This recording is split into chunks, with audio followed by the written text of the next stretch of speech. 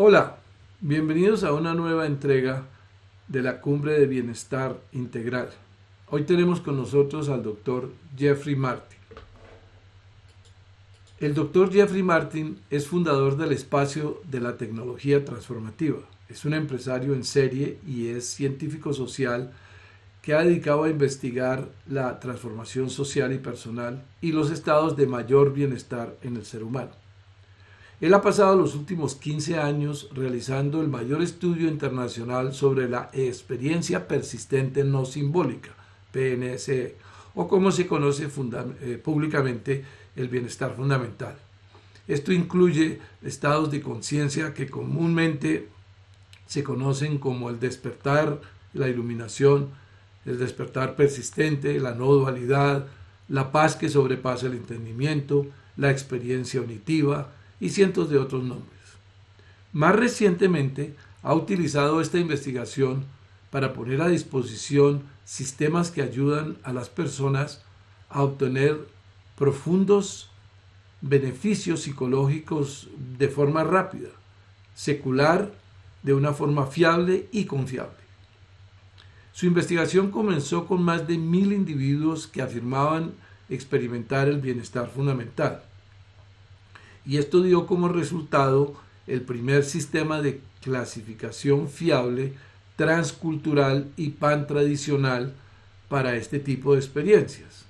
También condujo al descubrimiento fundamental de que se trataba de estados psicológicos que habían sido identificados y adoptados por muchas personas durante miles de años, por culturas y por sistemas de creencia. Estos estados no son intrínsecamente espirituales o religiosos, aunque así se clasifican, ni se limitan a culturas o poblaciones determinadas, y pueden moldearse de muchas maneras para dar forma a esa experiencia. El trabajo actual del Dr. Martin consiste en ayudar a las personas a utilizar lo que él ha aprendido para realizar la transformación que cambia tu vida hacia experimentar permanentemente un bienestar fundamental. Dr. Martin es autor de varios bestsellers y es un educador galardonado y ha sido coautor de más de 20 libros y numerosas publicaciones. Su trabajo se presenta regularmente en las principales conferencias académicas de todo el mundo y en importantes foros públicos como el Simposio de los Sabios y Científicos de Deepak Chopra, la Conferencia Sabiduría 2.0, la Conferencia de Ciencia y No Dualidad, el Festival de la Conciencia en Hacia, y se ha presentado en las presentaciones TED. Ha aparecido en medios de comunicación tan diversos como el South China Morning Post, el programa Cerca de la Verdad de PBS, y ha sido ponente invitado en muchas principales universidades, tales como Harvard, Yale, la Universidad de Londres, la Universidad Politécnica de Hong Kong y el Instituto Universal Nacional de Singapur. El trabajo académico del Dr. Martin se encuentra en la intersección entre la tecnología, la psicología, la ciencia cognitiva, la neurociencia y los estudios de transformación personal. Su investigación sobre la conciencia no simbólica comenzó cuando era estudiante de posgrado en los Estados Unidos en el CIIS y era estudiante de psicología en la Universidad de Harvard. También tiene un máster en Ciencias de la Información y Ciencias de Gestión. Él es el director y fundador del Centro para el Estudio de la Conciencia No Simbólica y es profesor de investigación y director del Laboratorio de Tecnología Transformativa. Antes de su actual afiliación a la Universidad de Stanford, fue profesor universitario distinguido, profesor William James de Conciencia y decano de la investigación de la Universidad de Sofía. Tiene otros cargos en diversas instituciones de todo el mundo y forma parte de numerosos consejos consultivos. Entonces, sin más, aquí tenemos nuestra entrevista con el Dr. Jeffery Martin. Gracias. Well, I just introduced you, Jeffery. I took your bio from your website. It's very extensive. But I think I would like to start by asking you how is that you came to be interested in fundamental well-being? And because as I read your bio, you were doing other things before that, and so it's tell us about how why did you get into this area? I really got into it from a very selfish perspective, just to make myself happier. I had had a very successful run in business and media and technology and things like that. And despite that, I wasn't unhappy. I wasn't miserable or anything like that. But I just felt like I wasn't as happy as I could be. And I wasn't as happy as, people that I would meet sometimes clearly were. And that didn't seem fair to me because I was working so hard and doing everything that everybody said you were supposed to do, in order to get happier or sort of be as happy as you can, that type of thing. And so I basically just quit everything that I was doing and went on a quest to figure that out. Up to that point, I'd done a lot of classes. I'd done a lot of personal development stuff. I'd been in and out of companies and leadership roles, and they do a lot of development of their leaders. So I'd taken a lot of those types of classes. I'd taken a lot of stuff on my own, and all of it made incremental gains, but none of it seemed to really make the overall difference. It seemed like there was still just something deep down that needed to shift that none of those things could touch. And so I went on a quest to try to figure out what that was and to see if it was possible to shift it inside myself, like seemed to be the case for at least some other people out there. Well, and I want to talk about that because what do you think made the difference? Because there were many other people with you that were in your same area that were successful, that probably they were not feeling satisfied. But how is that you make that shift? What was that you understood that was more important?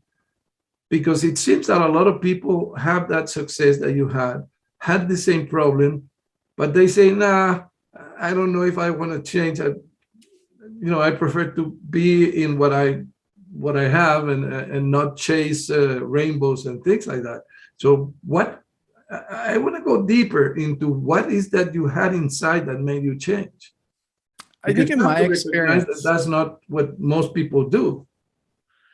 I think in my experience, almost everyone that's like that eventually does it, or eventually reaches a point where they have a very clear decision to make in terms of their own prioritizing their own well-being and happiness. And what it seems to come down to, frankly, is giving up on the current path, or a realization that the current direction that you're headed in life-wise is not going to take you there. At some point, it just dawns on you that the more I keep doing this, the more I'm going to get the same results that I've gotten for a long time in my life. And I think it's very easy to think, well, when I hit $1 million, then I'll be happy. Or when I hit $5 million, then I'll be happier. When I hit $10 million, then I'll be happy. And that, this thing inside me, it'll shift at $20 million or $50 million or $100 million or $500 million or $1 billion. And I know people across all of those ranges and more. And one of the things that is different really is just where it dawns on someone that that's not actually true.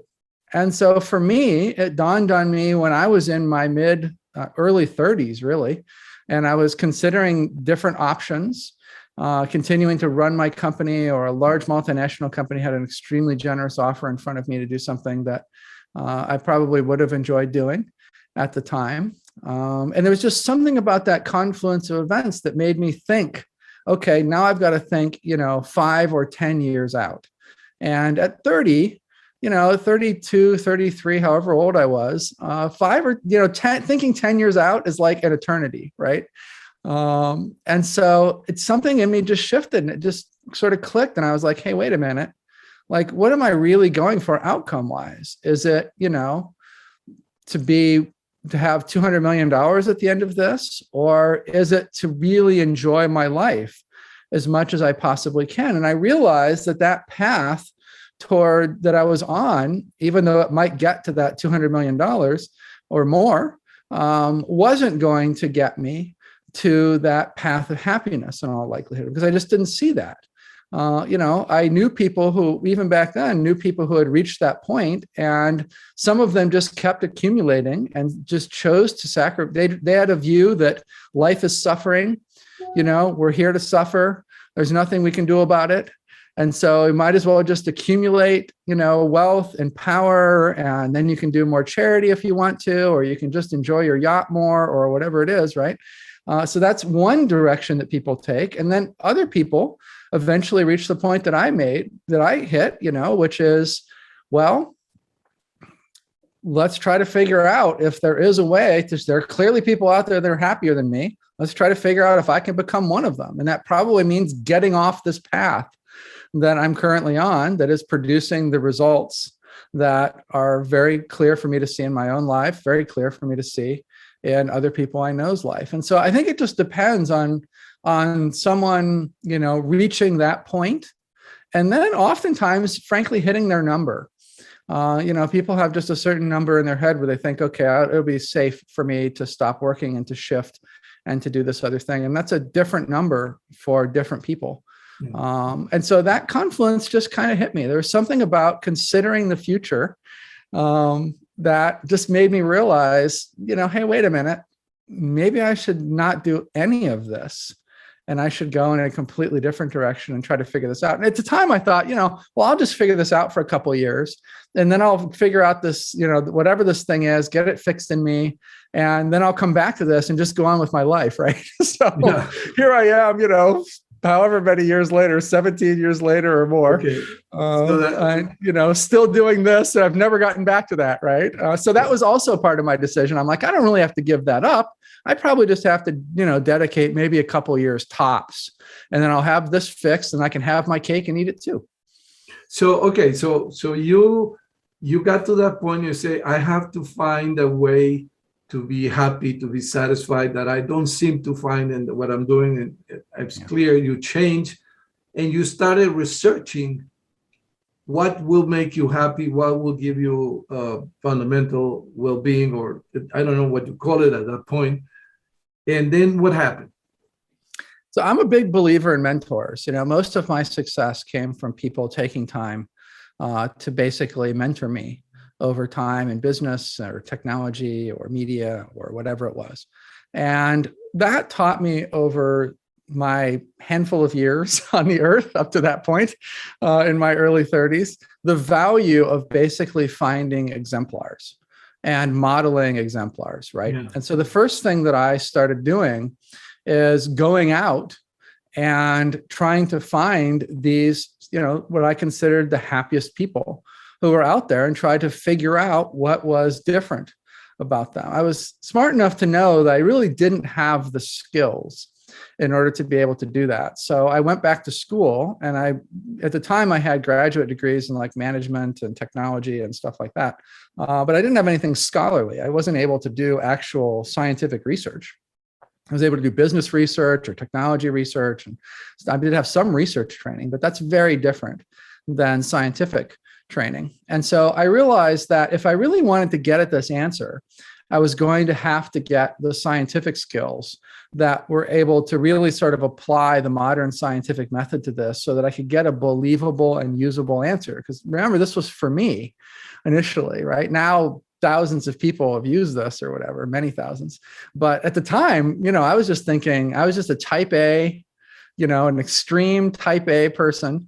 Yeah. Who was out to basically win the happiness game next, right? And become the happiest person ever in human history and just beat everybody else, in my level of happiness and all of that, right? And so I was sort of starting that process of systematically going about that. So I went to one school that was, I think, the best qualitative school in the world. I went to another school that was the best quantitative school in the world. And I combined both of those types of research because I knew I'd need both skill sets.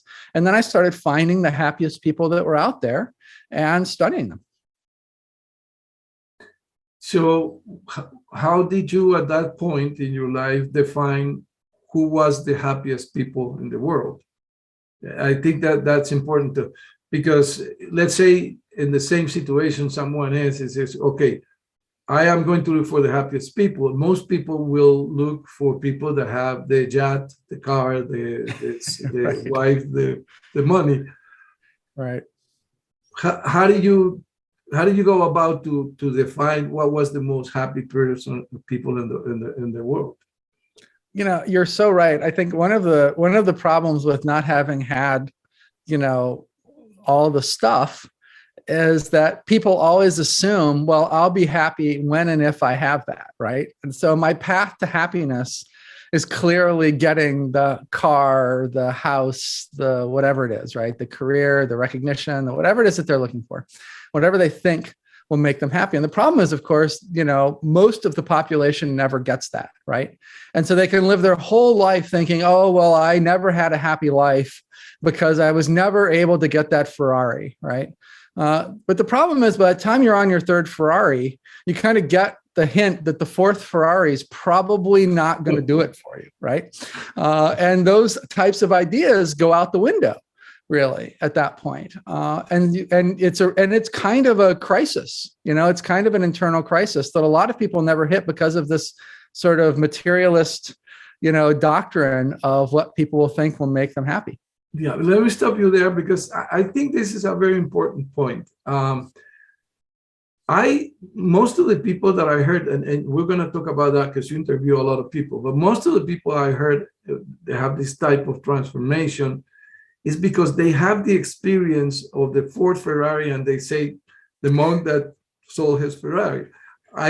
This is not where to go. But right. If we're talking to people, especially you know that we're talking to people in Latin America and people that have this, I will say that this glittering thing of the United States and people that have all this wealth and all this, how can you tell these people that haven't had the experience of finding that that's not where it is, what is going to stop them to change? And stop looking for that and go for the real thing. Have you any insight into that? I tell you what, I think that's a toughie, you know, because the entire ad industry is designed to convince you that next Ford 150 truck is the key to your dream wife or husband, right? Or that, you know, whatever else, you know. Yeah, Coke is the spark of life. Yeah, it's so programmed into cultures around the world because of advertising. And I understand that very well because in the mid 90s, of course, I was, you know, at the heart of the world's first major advertising conglomerate. I mean, I was in charge of what we called at the time digital asset management, was a nice way of saying it. Basically in charge of the advertising and advertising placement and media buying and all and commercial making and all of that for most of the world's major advertisers. And so, you know, I get that game and I get that programming, and it's very hard to break because we're living in a sea of it. Yeah. I don't want you to go so fast on top of that, because I think that from an insider in the advertising industry, I think you can give us a little bit of insights of what this advertising is and what it's trying to do with our minds. I think that's important. Sure. I mean, I don't know if you have any non-disclosure, but can you tell us a little bit about what is that they're trying to do? Yeah, sure. It's, you know, so I got into it because I was doing sports broadcasting at the time. And at that time, this was in the 80s, right? And mid 90s, through the mid 90s and stuff. And at that time, you know, there wasn't sports on TV every day, right? There were like sporting events happened on weekends, basically, or sometimes once or twice during the week, right? And so you would work on a weekend and then you'd have the whole week off. And they paid you enough to not do anything during the week, but you were sort of like, well, I can make more money working during the week. I might as well at least work part-time during the week, right? And so everybody did the same thing. They started off doing newscasts, but after like a couple thousand newscasts, you're so bored of newscasts that you're done with those. And then you go and start making advertising. And so that was basically my path into it. So during the weekends, I do the sporting events that I love to work and the live TV stuff and all of that. And then during the week, I started basically making advertising. And that, because of the level I was at, that was some very high level that I was introduced to right away in advertising. And I remember very early on, I was trying to sort of get an understanding of what we were doing and whatnot. And there was this really, I can't say who it is, I shouldn't say who it is, but it was like one of the world's great advertising geniuses. Someone that if you do know advertising, even a little bit, you would have known this person's name. You may have read their book or books. I'm not sure how many they have, all of that, right? And I don't remember what I said, but it must have been something really stupid, because he actually came down off of like the producer director console area down into my area. And he put his hand on my shoulder and he said, "Son, you need to understand something. We are never going to make a commercial that says you're okay just the way you are. Our job is to do the exact opposite. You need to get that through your head now if you want to be successful at this." And then he, turned around, he went back and he sat back down at the sort of producer director platform that was elevated above all of us peons that were making the commercial, right? And so that is, I think, the most important lesson, right? Literally, you're just never going to make a commercial that makes people feel okay about who they are. It's about pain points, and the standard human psychology wants more power, or it wants sex, or it wants, it all comes down to survival, right? What are the things at the most deep root of your brain that engender your chances of survival? It's anything that enhances your power, right? So it could be even things like physical strength, money, education, job opportunities, where you live, things like that, right? It's also procreation, because that's the other part of survival. So it's anything that makes you attractive to the opposite sex, or, assists in any way with procreating and then raising successful offspring that can carry on your genes when you're dead. I mean, if you look at any commercial through these types of lenses, that's it. That's what they're poking at. And none of it is going to be designed basically to make you feel good. Sometimes brands will do some tricky stuff, they'll have happiness as a theme, and they'll have some feel good stuff in there, right? But there's always a deficiency message that's in there as well. And that is because it affects standard human psychology. And our standard human psychology is survival based fundamentally. Even if you and I aren't thinking about that on a moment to moment basis, we're fundamentally no different than any other animal. And so I like to say, if you're eating outside and you have some bread on your table and you toss a crumb to a bird, what does the bird do? The bird basically looks around to make sure nothing's going to kill it while it eats the bread, right? And then it takes a little bite of the bread, as much as maybe it can get in its little beak, right? And then it immediately starts looking around again while it's eating to make sure it's not going to die. And then when it's convinced that it's safe, it takes another peck. We have that same wiring. Every animal has that same wiring. The difference is that we don't really pay much attention to that or realize what is mapped onto it. And so we have this core survival instinct, but we also fundamentally live in pretty safe environments these days.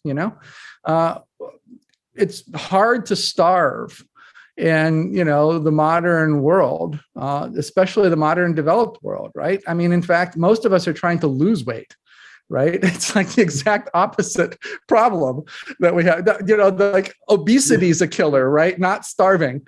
And so like we're trying not to be obese, right? To our own health and our own survival or whatever. It's very safe, I mean, I'm not worried about a wild animal ripping my arm off while I'm on this interview with you. I'm not worried about somebody bursting in where I'm at and shooting me. Our health is pretty good. People generally live to plenty of old age. Nobody's dying at 28 anymore, like they were hundreds of years ago or whatever, right? Before modern medicine and the scientific revolution and all of that, right? And so a lot of this stuff is safe, but we still have that survival system. What it does is it looks to map onto something, right? It knows in every moment we might die. And so it's asking itself, what's the threat in the current moment, right? And that threat is often something very modern and something very unthreatening. And an extreme example, for instance, might be your spouse comes home and says, I'm leaving you, and I'm taking everything, even the kids, and it can, in that moment, it feels like, your spouse is like taking out a gun and has shot you and you might be mortally wounded or whatever, right? But the reality is there's like a billion other potential spouses out there, right? I mean, there is no scarcity in terms of that. You're not only aren't you going to physically die, even though it's activating sort of that core survival system, right? But there is such an abundance of other humans in the world that you could link up to that might even be better than what you were putting up with. But we don't think about the fact that that's all just our core survival stuff. Same if your boss says you're fired and I'm going to make sure you never work in this industry again. There's a lot of opportunity in the world, all around the world today, right? That shouldn't feel like a tiger is ripping your arm off, but that's what it feels like. And it's because this deep survival system is just kind of grasping at straws at this point. It's looking for anything that it can find that it might be able to say, oh no, be stressed out about that, or be depressed about that. That's a real worry. Keep your eye on that one. That one could kill you, right? But none of it's going to kill you. Realistically, we're living very safe lives, and people don't realize that they've got that mismatch in them. Yeah. So we established several points. One is that we have a type of reaction that is not in accordance to what the environment is right now, right? And that drives us. Second, that whatever is the environment, especially advertised, is trying to keep us looking for something and feeding our insatisfaction. Exactly. And third, if you have not experienced that $3 million or the Ford Ferrari won't give you the happiness, right? It's difficult to change. But then, okay, we got to that point. You got to that. You had that experience. You're looking for happiness.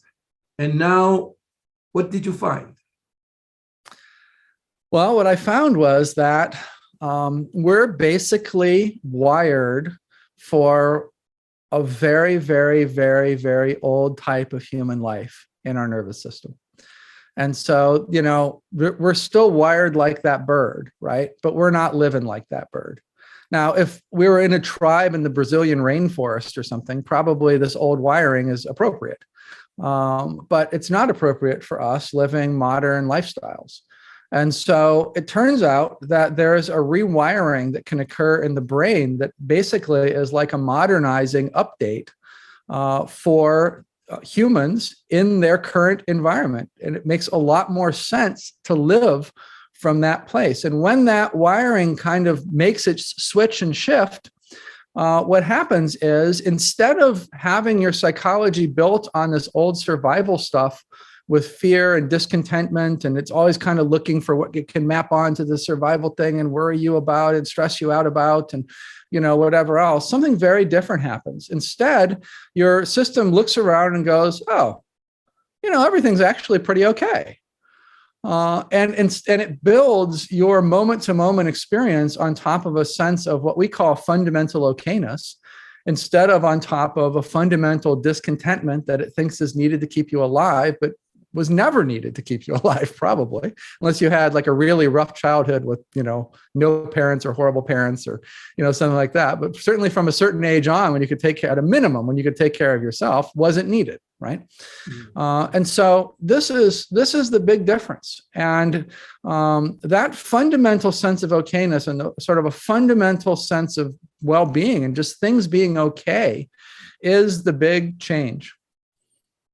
And as I understand, you found that rewiring in your brain and that new way of seeing things, which is more real, you found it because you really look for that in almost thousands of people that reported that and had those results. And you dedicated your life to not only study that, but to facilitate ways for other people to get there. So let's talk about a little bit of that research, and then we'll talk about what are the solutions that you are presented to the world. Yeah, absolutely. And so many years ago now, starting around 2006 or so, we just started the research project with these happy people. And the way we did it was very simple. I wanted to make sure that I would not have a problem later on with our results being considered invalid by scientists or something like that, right? And I was a young scientist. a new learning scientist in school, really, at that time. So I would have been 36 back then, and just starting to sort of learn the scientific method and how to do things. And so what I did was I depended upon the people who were the leaders. And I basically went to them and said, hey, I want to study this. How do I do it? And they said, well, start by getting together a population of these people and giving them all kinds of gold standard self-report measures. These are like the pencil and paper type measures, where you fill out a bunch of questions and then some scientist crunches it down and it says, you are 80% happy, or you are 90% depressed, or you really lack meaning. You're in like the lowest 10 percentile of people in terms of meaning or whatever, right? It's that type of thing. So I did all that, and it actually didn't produce much. It basically, these people showed up as happy, not depressed, not anxious, not lacking in meaning. I'm like, well, that's what they're saying out loud. Like, this doesn't feel very groundbreaking or whatever, right? The scientists that were, the leading people that were advising me, they were all super happy. They're like, oh no, those are great findings. It's good to get that document. I'm like, okay, but that's basically what they're saying. So what do I do next? And they were like, well, next you need to sort them so that we can start, so that you can at some point start measuring their brains with things like fMRI and EEG, whatever it is you think you might use someday. And so the process of getting to a neuroscience experiment in a novel area like this one is very long. And it can easily take 2 years, 5 years, even 7 or more years, just to get to the point where you can put someone under an EEG cap or in an fMRI machine, because it takes a long time to design the experiments if you don't know what it is that is different about them or what it is that you're looking for. You have to spend a lot of time doing other types of research, trying to figure out what's different about this population and where you might need to look in their brain and how you might be able to get at that with an experimental protocol. So that's the next thing that we did. We went out and did very long format interviews with them, 6, 12 hours. Not at all uncommon. I still see people and they're like, oh, you're the guy who wouldn't leave my living room, right? Which is so funny, but also so totally true. Because man, once I had one of them, I was just like sinking my teeth in, right? For every last little bit of data that I could get before I had to move on to the next person. And so we did this long format interview research. And we also did some preliminary physiological collection. We traveled with an EEG, heart rate monitors, breath rate stuff, trying to see what might be different about them physiologically, those types of things, some other things too. And so we collected all of that data up, and that allowed us to basically realize that they were all sharing a common experience, but that there were different types of that experience and that was what made it so confusing. I wasn't the first person that tried to study these people, but everybody else's work was kind of a confusing mess. You could see that like these people were all related to each other in some way, and yet they would often be insisting on very different things. And so what made our work very different in that phase was just the sheer amount of time we took to do that data collection and to really understand that. The people who had done it before were usually doing it for a PhD dissertation where they were just trying to get it done in like a matter of a couple of months or something. So they'd get out, do the interviews, distill it down, get their dissertation done, move on with their life.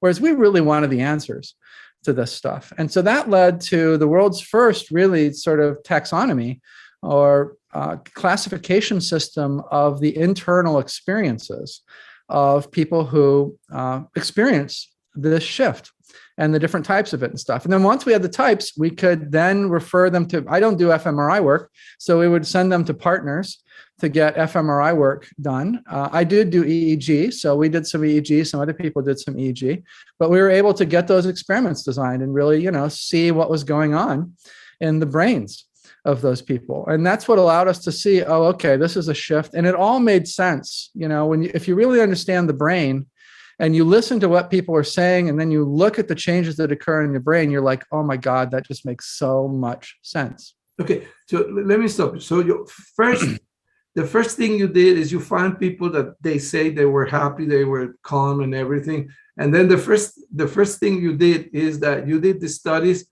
and you realized that they were saying the truth. They were happy. All the tests said that right. What they're saying. Yeah.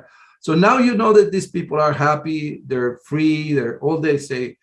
Then you started to study them in detail, and you started noticing that even though they were, you can say they have fundamental well-being, they're happy, there was some difference between them on a typology that you didn't find anywhere else. And you started saying, oh, I have to create a typology, a taxonomy. How is that different types are showing in this population? But in interest for the main people, they all reported happiness and calm and a loving life, all of them. Now we're going to be more sophisticated on that division. But that first level, all of them had it. Yeah, and they are a very different, small, tiny population of the world compared to just ordinary people who say they're happy, right? Yeah. And that's an important distinction. They were very difficult to find. And the work that had been done before us had often been done with like 4 people or 5 people or 6 people, sometimes only 1 person, because that's all the researcher was able to find. And we were privileged to have, I had a lot of resources, and a lot of knowledge from my media days and advertising days and things like that. And so one of the things that made us very different is that we were able to find a lot more of these people all around the world to put into the research funnel. So they weren't just happy people. They were clearly that certain type of happy person that had some kind of shift in their baseline. I like to think of it as people often know the story of the 4-minute mile. There was this guy named Roger Bannister who, basically at the time that he broke the 4-minute mile mark, everybody said it was impossible to break, like the professors and the physiologists and the doctors were all like, well, the human body probably just can't run faster than 4 minutes in a mile. And, that's just the way it is or whatever else. Roger, later Sir Roger, basically, broke that 4-minute mile, and then a whole bunch of other people broke that 4-minute mile.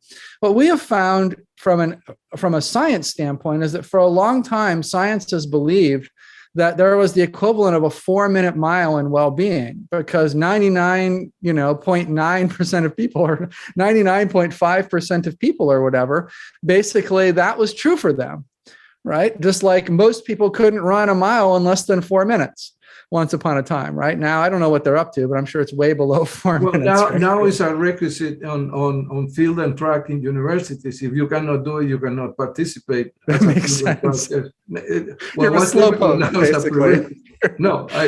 So that the belief changed, and because people didn't know that it was impossible, started to do it. And so we're at that same point.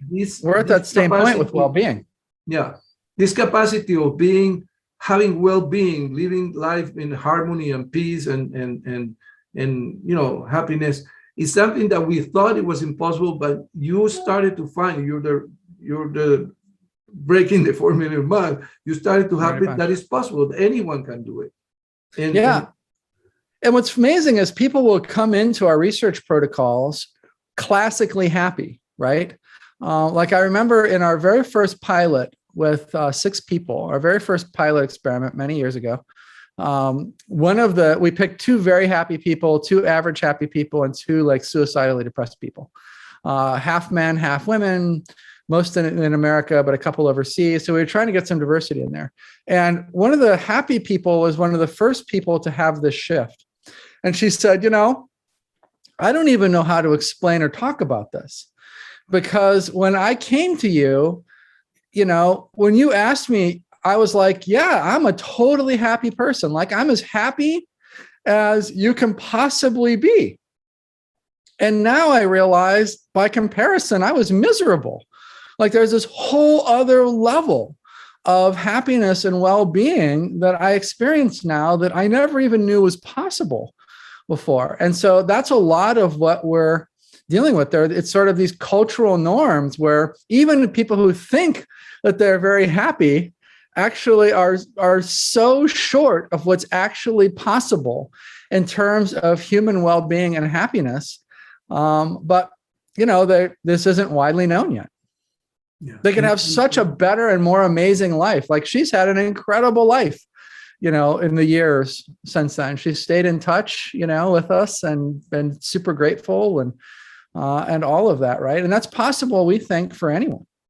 And so I shouldn't say anyone. I mean, nearly anyone, probably if you have brain damage or some sort. I mean, there's always going to be things that people don't, there's always going to be some unfortunate people out there. But generally speaking, for the average person, we think it's possible.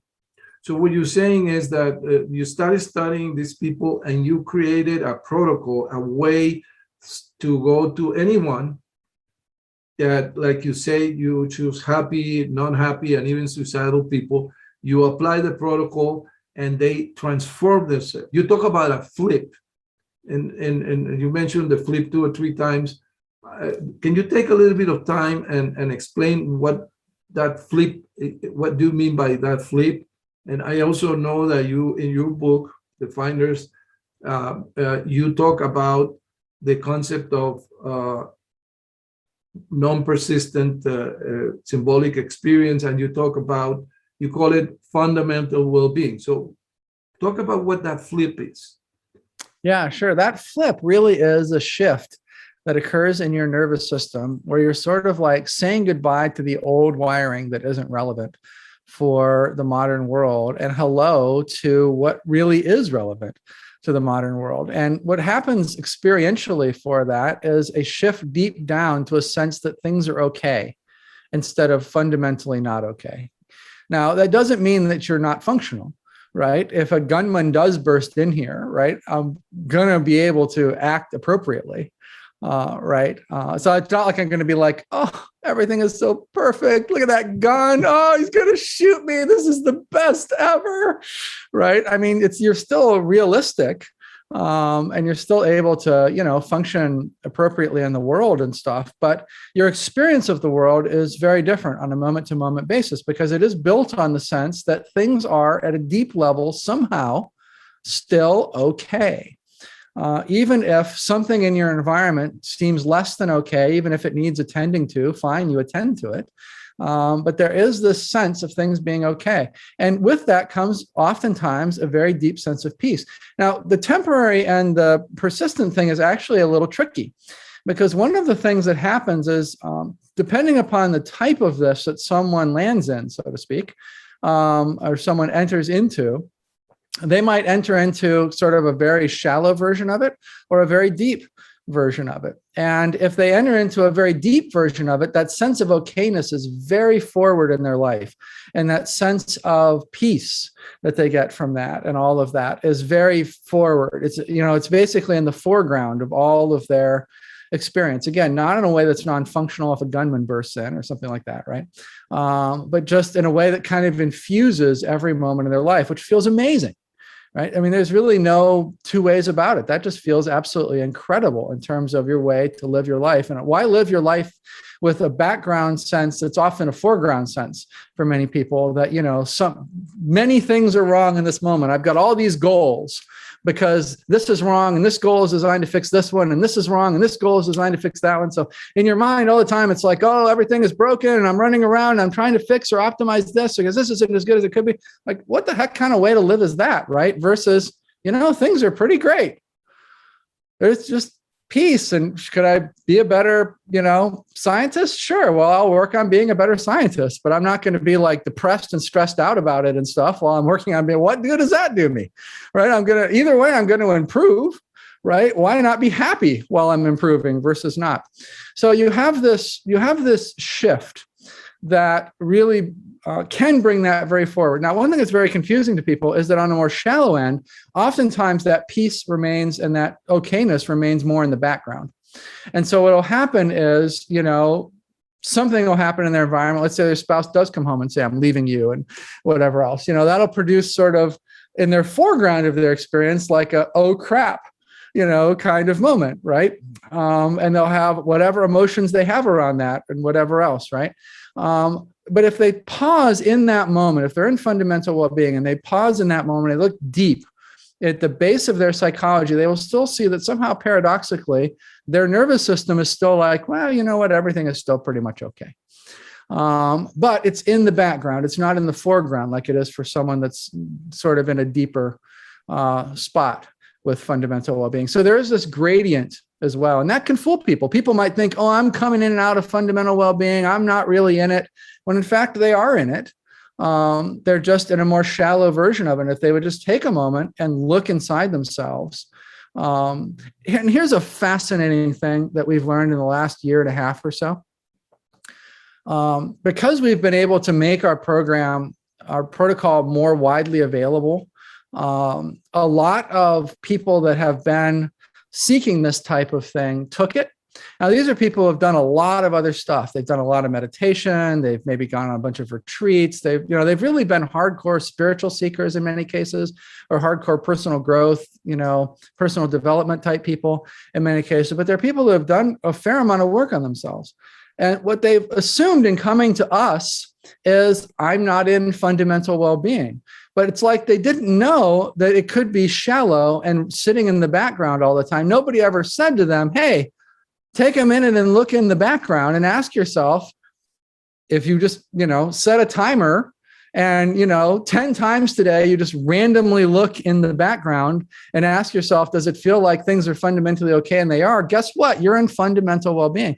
And it turns out a lot more people experience it, from things like the spiritual seeker community or the personal growth community or whatever, than we have ever experienced. In fact, in one of our experimental cohorts, we had half of the people that came in and didn't know they were already in fundamental well-being. And they learned, because, we teach them how to evaluate that.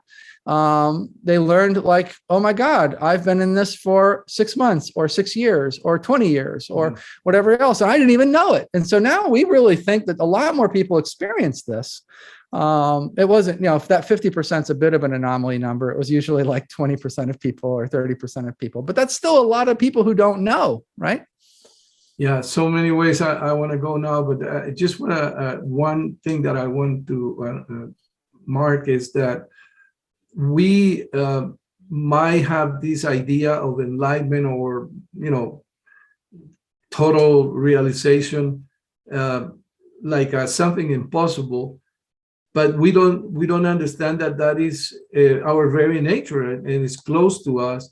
And I have to start speaking about now, because I've taken your courses and the course of 45 days, that even though I was a meditator of 50 years and I lived as a monk for 8 years, the course was a great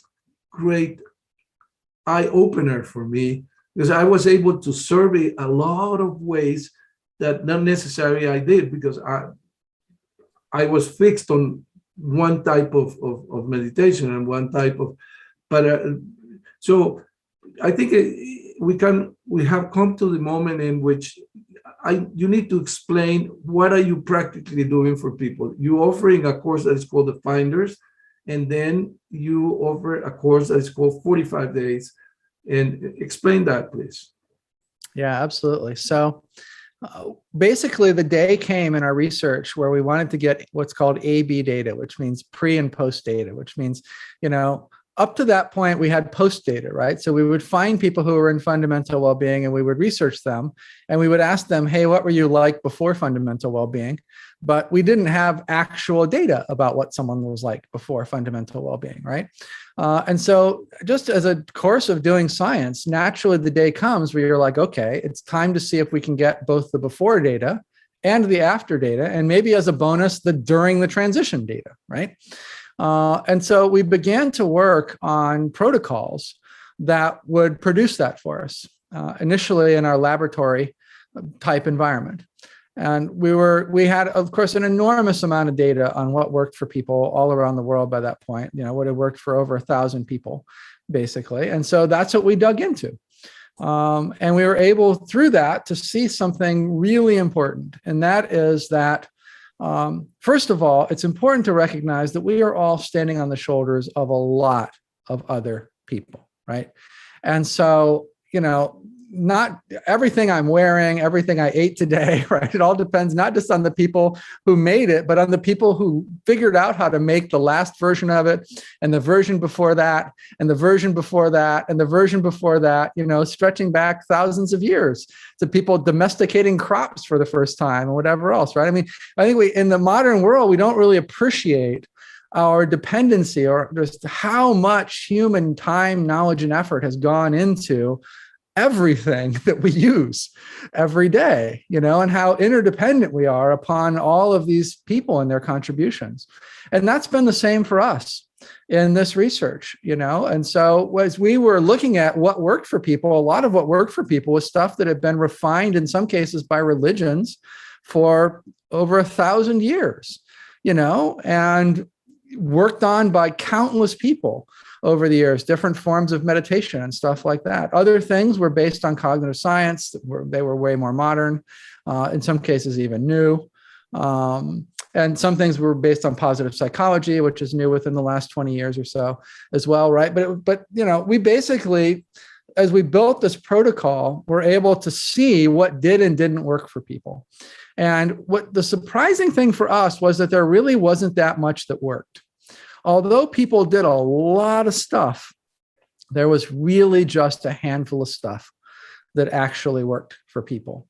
Now, the other surprise was that if I were to just give you that list of things and you were to pick something off of it, it probably wouldn't work for you.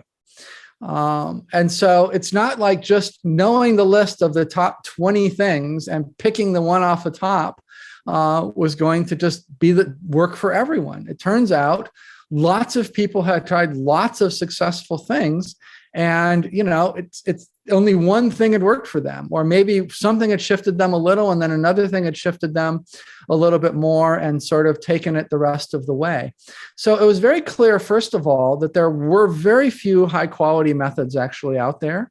And then B, that just having a list of those high quality methods wasn't enough, that you needed to match up to which method would work for you. And then we actually took that a step further, and we were able to play in the experimental phase with different sequences of things and stuff. And we learned that it really mattered what you put first, what you put second, what you put third, that you could actually increase the effectiveness of these things even more if you put them into sort of a powerful cocktail. And we did that just not having any idea how to do it. We just tried everything. We tried like every combination, right? And then just looked that there was just the scientific method. That's the only thing that made this project work in any way. It was just all the scientific method. There's no genius sitting on this side of the camera that just somehow magically divined all of this and knew what to do, right? I mean, I was often wrong. And I often thought an experiment would go one way and it wound up going the other way. If there's one thing I learned, it was not to trust my own intuition about what was going to actually work in terms of getting people to fundamental well-being. It was all just science. And so basically what we hacked our way to over time was a cocktail. People would probably think about, but we call it a protocol, right? Which just means a step-by-step series of things that someone does. And our first protocol was, it was long. It was about 12 weeks long. And it took up to 3 to 4 hours a day. And it was, so not very many people, were willing to dedicate months of their lives for most of their days to actually do it. But enough people did that we were able to, get it working and get it optimized. And it wound up working for about 70% of people. About another 28% of people or so, sometimes as low as 26% of people would have temporary experiences of fundamental well-being by the time it was over. Then they could, sink into and lock in after the experiment was over if they wanted to. And a relatively small number of people didn't experience anything. And so we were able to reach a point where we were getting a majority of people to fundamental well-being, basically. And that allowed us to do the pre and the post measurements, and even to measure people as they were going through it, see the changes, see what was happening to them in real time. And so that was really, our taxonomy is very groundbreaking. Our different, the different types of it. That's one piece of work that we've done that's super groundbreaking. The other thing that we've done that's very groundbreaking is just creating these types of protocols. And all of them just fell out of the scientific method. There's nothing magical about them in any way. So what we've done is, I'm a big believer in sort of how do you solve the crisis that's going on in psychology and neuroscience and things like that. And there's a replication crisis, right? And so what happens is you have people, you have a professor like me, and he'll want to do an experiment. And what'll he do? He'll basically say to his students, hey, you want some extra credit? Or you want to pass this class, worst case. That's not very ethical, but that totally happens, right? But the more ethical among us are like, hey, you want some extra credit? You gotta do it. Come and do this thing. And so they come and they participate in your experiment, and then you have your graduate students who analyze the data. And the reality is it's a pretty loose system. And what's happened as a result of that is there's something called a replication crisis in psychology, where most of the findings aren't holding up when people try to replicate it or try to duplicate the results, right? And so that's a real problem within this profession. So we wanted to get around that in every way that we could. Because remember, this was originally done for me, right? So that I would know what would work, right? This wasn't for you or for anybody else. This was like me putting my own money and my own time into solving my own problem, right? So I wanted to make darn sure that, that at the end of all of that time and money, there was like this problem that was solved for me, right? So we had a very different approach than somebody who's just trying to get another publication to make their department happy at some school or whatever else, which is the normal game in academia. So one of the things that we did when we started running groups was we were like, we're not going to use students because that model is a failed model. We regard it really as a failed model. What we want to do is figure out how would ordinary people use this protocol. How would they encounter it? Well, they're going to encounter it in a class. And so we started having public classes that were they're online. People could take them from anywhere. We just recorded the stuff on video, the instructions on video, so that people literally all around the world started to use this protocol. And for us, it was great because it was real world data with normal human beings, not like 18-year-old kids in Psych 101.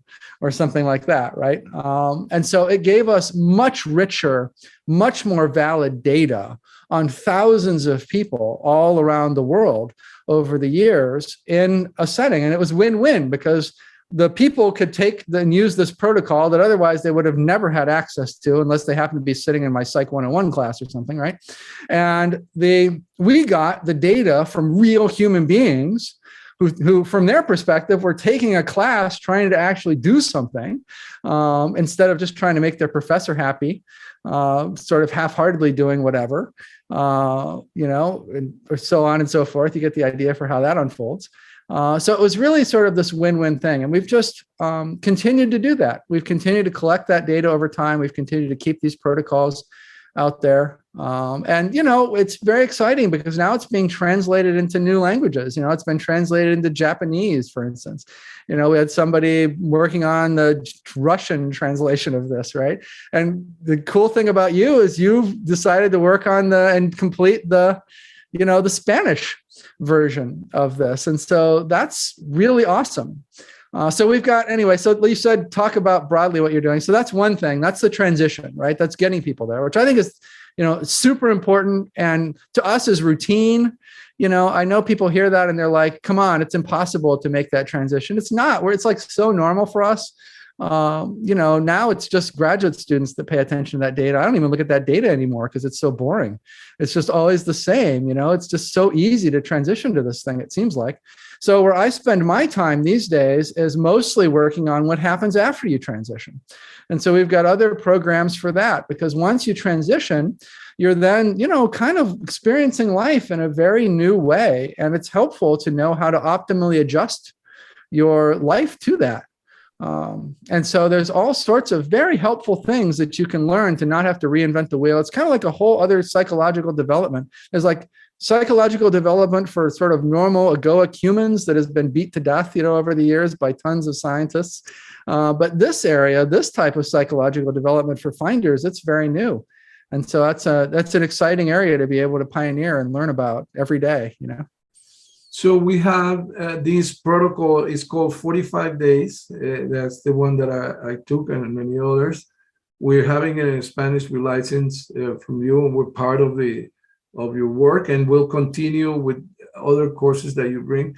But with these 45 days, the main result is that you have seen that in all the cohorts that you've done, that more than it's 75 or 80% of people, more than 75% of the people transition, and the other 10, 15, they have experiences, and if they took a second course, they probably going to transition to into fundamental well-being.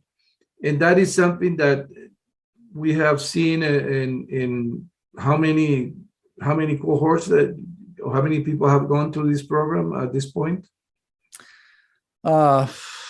Thousands, 3,000 probably, or I actually don't know, because I spend my time more on the the finder side than on the seeker side these days. But last I saw, I saw a number of a few thousand, like, I don't know, probably 6 or 8 months ago. So that's a pretty safe number. It's above that, whatever it is. What I have to say, what I have to say is that we're very excited, because usually these type of things take many years to be brought into the Latin American and the Hispanic community, but we were able to do it almost 1 year after the program started, and we're going to see that we're going to get the same results, and we're going to be part of the same research, sending the data to you and having all the support from your institution. So we're very happy to have that.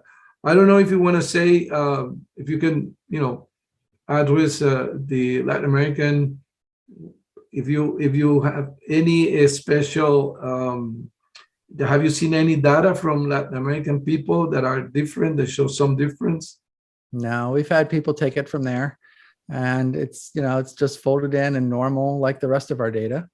So I don't expect big changes in really any differences there. I don't expect any differences anywhere at this point, frankly. I mean, we've had people take it in China and, Japan, like I mentioned, and, all over the place. It sort of seems to just work.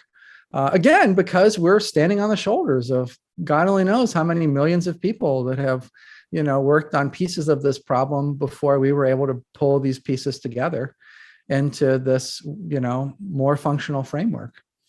I think if I want to say anything to anyone, people often feel like they're just not sure, if they can get there, right? There's a lot of lore around these types of well-being, some of which you mentioned, we cut our swath through the various spiritual and religious communities. A lot, the Enlightenment stuff, the non-duality stuff, the persistent mystical consciousness stuff in Christianity, or the Sufis in Islam. All of these religious traditions have had a tiny percentage of people who are interested in this, and that have had these shifts. And those people, unfortunately, for the rest of us, kind of have this dogma that emerges that it's hard to get there, right? And so, people it's not like there's organizations of atheists and agnostics that are out there talking about this stuff, right? There's not a lot of ordinary people out there talking about this stuff, maybe a little bit, but not too much. And so oftentimes what people have heard is, that's, you've got to be on a mountaintop for 90 years, and then probably you're going to fail, but maybe you'll succeed. Or, there's all of this sense out there that it's really hard. And I think the thing that we've learned more than anything else is that it's just not hard at all. It's hard if you're like, let's say that, it's 100 years ago or 200 or 300 years ago or something, and you're stuck in Europe, and like the only method you have is, some sort of prayer, right? Or accepting Jesus into your heart, or some sort of prayer involving the Bible or something like that. Well, yeah, probably like maybe 1% of people in the population are going to match up to that and have success with that. And their nervous system is going to be like, oh, that's the perfect thing for my nervous system. So bing, it works, right? For most people, most methods aren't going to work for them. And so our protocols are designed to take people through a bunch of the most effective methods.